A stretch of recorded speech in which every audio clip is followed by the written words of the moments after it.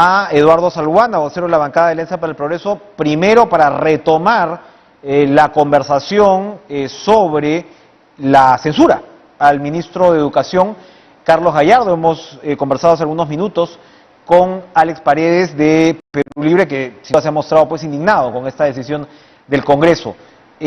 Congresista Salguana, gracias como siempre por atendernos.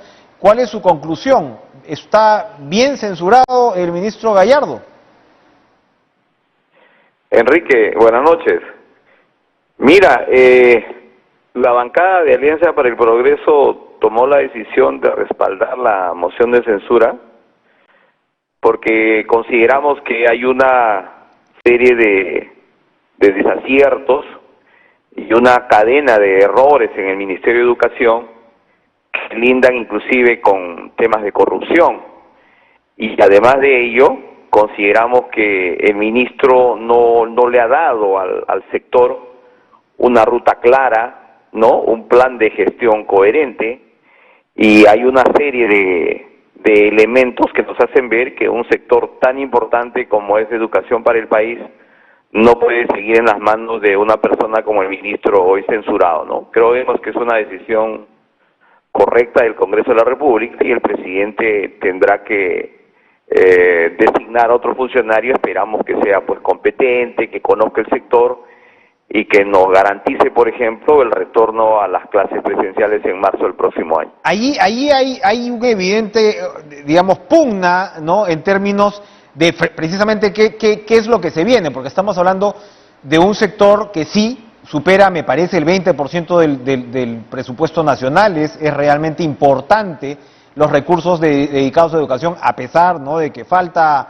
por supuesto, más todavía recursos, pero bueno, eso es lo que hay en el presupuesto nacional, con la presión tributaria, etcétera, etcétera.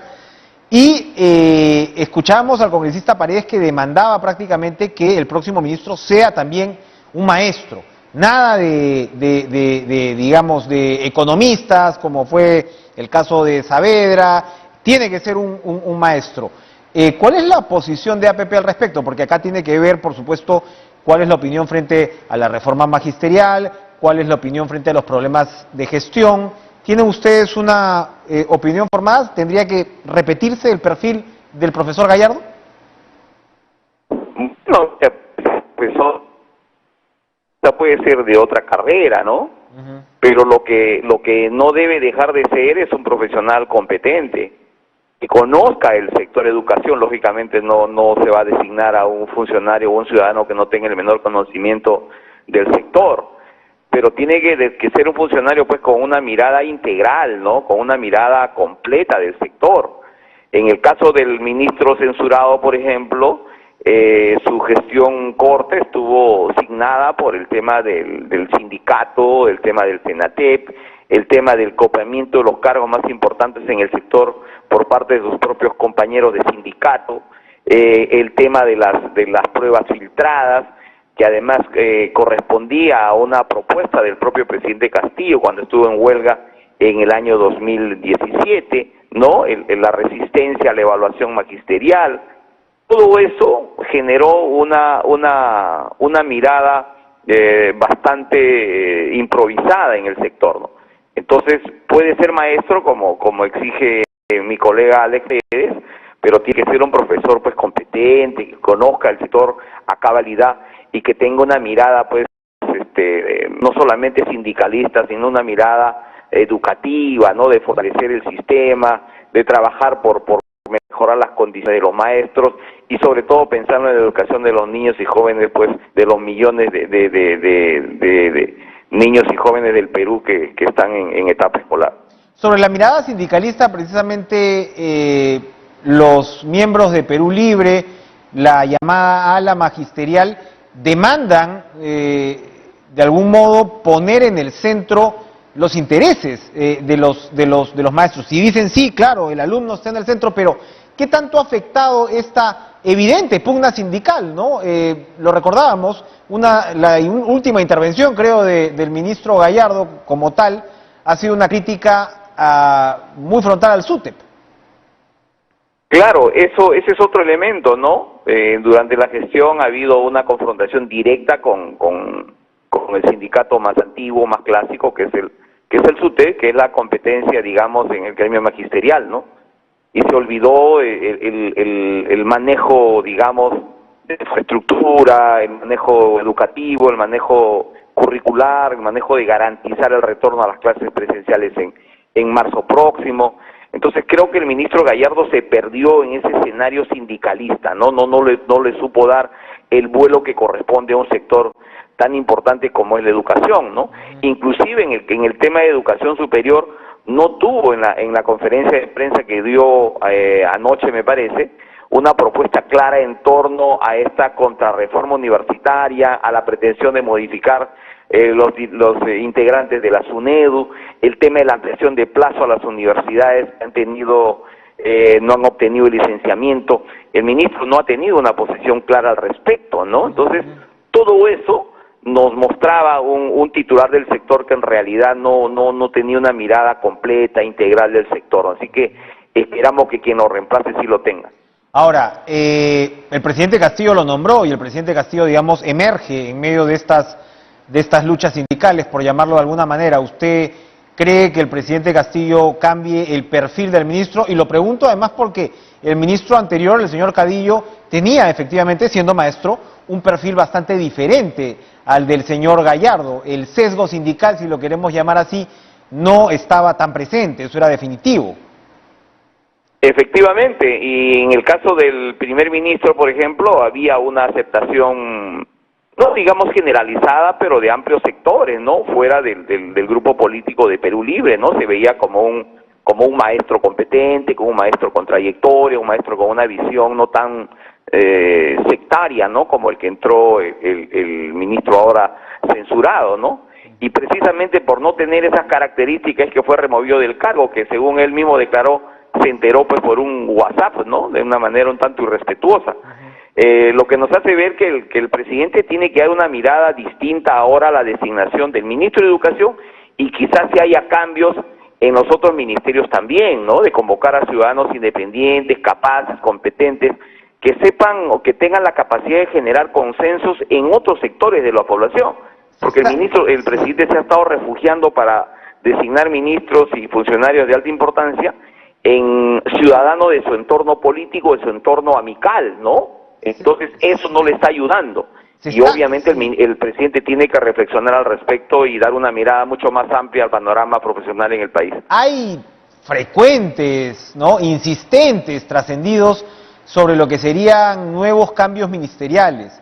Cuando APP ha tenido la oportunidad recientemente de participar en las conversaciones con el presidente Castillo, ¿le han especificado cuáles son los ministros que debería cambiar? Y si es así, ¿nos podría decir cuáles considera su grupo político que tendrían que ser relevados? En realidad no, Enrique, se le ha planteado al presidente de manera genérica, ¿no? De manera general, perfiles, conceptos, formas que creemos nosotros que el presidente debería encarar su gestión gubernamental, ¿no? Y en torno a la designación de ministros, la propuesta nuestra ha sido siempre de que se convoque fuera de su entorno político partidario y amical, ¿no? Que le dé una mirada mucho más amplia a tantos profesionales independientes, capaces, con experiencia que existen en el país, ¿no? O sea, hay gente que tiene pues trayectoria en organismos internacionales, con estudios de capacitación, gente muy competente, que creo le podría ayudar no solamente a ser eficiente en el ministerio que se le designe, sino además de ello a generar un nivel de mayor aceptación en la opinión pública, ¿no? Gente que tenga mayor consenso, ¿no? Y que le garantice eficacia en las políticas públicas que él desempeñe. ¿Le preocupa a su partido, a su bancada, la situación actual del presidente de la República? Bueno, yo creo que a todos nos debe preocupar, ¿no? Yo creo que los partidos políticos de oposición tenemos la alta responsabilidad de hacerle notar al presidente los errores en los cuales viene incurriendo, porque lo que nosotros menos queremos es que el presidente elegido por millones de peruanos fracase, ¿no? Nosotros queremos que el presidente tenga éxito, que al presidente le vaya bien, que el presidente entienda que, por ejemplo, tiene que generar más confianza, que el presidente tiene que ser mucho más transparente, que el presidente debe tener mucho más contacto con la prensa, entender que la prensa no es su enemigo, sino que la prensa es el vehículo de acercarse a la población y que los partidos políticos podemos criticar, pero queremos que esas críticas sean pues, para construir, para edificar, para mejorar, para que el país realmente salga adelante, ¿no? Así que esa es nuestra, al menos desde APP lo vemos de esa manera, Enrique. Ahora, esa debilidad que por supuesto tiene, digamos, muchas caras, ¿no? Digamos, los entredichos del presidente con el Ministerio Público ahora, por supuesto, que preocupan. Esas debilidades tienen su contracara con el Congreso, ¿no? Que también cierra el año, según el IEP, con 78% de desaprobación. ¿Qué debe hacer el Parlamento? Primero, su opinión sobre esta percepción ciudadana. ¿Es o no es cerrando el año justa? Y en todo caso, ¿qué hacer para revertirla el próximo año? Bueno, yo lo que creo que ha generado esta caída en la imagen del Congreso se debe básicamente a que la población entiende que hay una política de deliberada confrontación del legislativo en contra del ejecutivo, ¿no? Que hay una suerte pues de obstruccionismo, de poner piedras por poner, de estar tratando en todo momento de obstaculizar la gestión del presidente Castillo. Yo creo que ese es un elemento central en la caída de la aprobación del Congreso de la República, ¿no? Por eso es que creo que tenemos que hacer nosotros una autocrítica serena, firme, y tratar de relacionarnos de mucho mejor manera con nuestros electores, con la ciudadanía, y que nos vea proactivos en los temas que realmente a la población le interesan, ¿no? Que es el tema de salud, el COVID está rebrotando con fuerza y los sistemas de salud no han mejorado a nivel nacional, el tema del empleo, la recesión económica continúa y tenemos que, por ejemplo, en el caso de la inversión privada, volver a ganar la confianza de los actores económicos. El tema minero sigue siendo un problema latente, ¿no? La toma de carreteras, los paros, las huelgas, hay empresas que han dejado de operar, todo eso genera también pues un pasivo en la cual se incluye, se le atribuye también pues al Congreso. Así que yo creo que el Legislativo, Ejecutivo tenemos que poner las barbas en remojo este fin de año y aprovechar la fiesta para reflexionar y regresar el próximo, Enrique, creo que con nuevo brío y quizás con un talante mucho más propositivo, mucho más constructivo, ¿no? Y lo digo en general para todas las bancadas. Bien, congresista Eduardo Salguana, vocero de la bancada de Alianza para el Progreso. Gracias.